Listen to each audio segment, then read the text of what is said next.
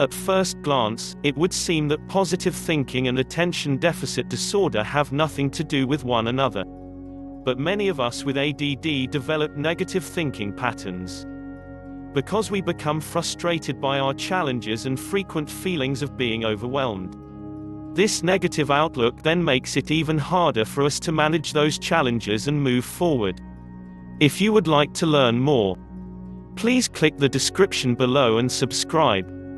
Practicing positive thinking allows people with ADD to focus on our strengths and accomplishments, which increases happiness and motivation. This, in turn, allows us to spend more time making progress, and less time feeling down and stuck. The following tips provide practical suggestions that you can use to help you shift into more positive thinking patterns. 1. Take good care of yourself. It's much easier to be positive when you are eating well, exercising, and getting enough rest. 2. Remind yourself of the things you are grateful for. Stresses and challenges don't seem quite as bad when you are constantly reminding yourself of the things that are right in life. Taking just 60 seconds a day to stop and appreciate the good things will make a huge difference. 3. Look for the proof instead of making assumptions. A fear of not being liked or accepted sometimes leads us to assume that we know what others are thinking, but our fears are usually not reality. If you have a fear that a friend or family member's bad mood is due to something you did, or that your coworkers are secretly gossiping about you when you turn your back, speak up and ask them. Don't waste time worrying that you did something wrong unless you have proof that there is something to worry about. 4. Refrain from using absolutes. Have you ever told a partner, "You're always late," or complained to a friend, "You never call me"? Thinking and speaking in absolutes like always and never makes the situation seem worse than it is, and programs your brain into believing that certain people are incapable of delivering.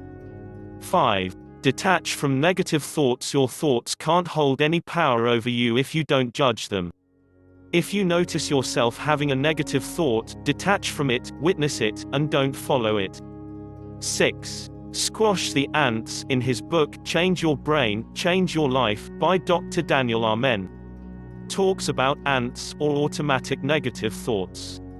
These are the bad thoughts that are usually reactionary, like, "Those people are laughing, they must be talking about me," or "The boss wants to see me. It must be bad."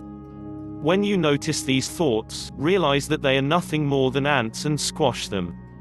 7.